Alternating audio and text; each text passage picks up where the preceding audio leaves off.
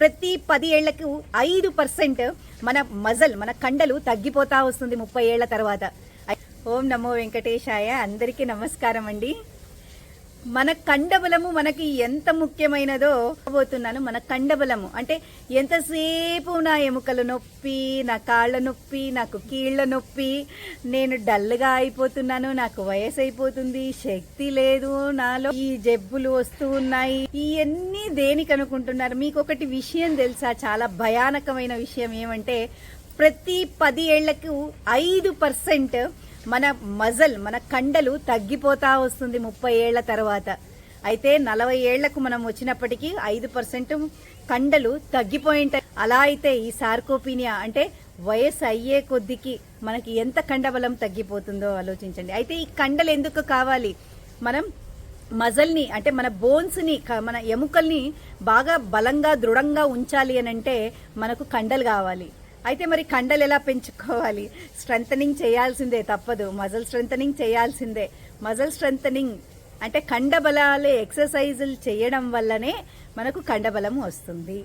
ఇంకా మనం మిగతా ఎక్సర్సైజులలో కూడా కండబలం పెరుగుతుంది, కానీ దీంట్లలో పెరిగినంత దాంట్లలో పెరగదు.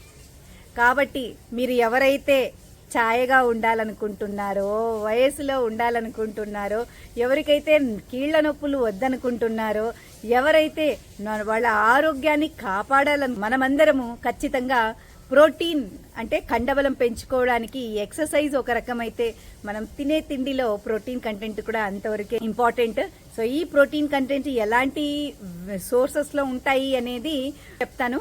ఈ ప్రోటీన్ సోర్స్ అంటే వెజిటేరియన్స్ కూడా ఉంటుంది, నాన్ వెజ్లో ఉంటుంది.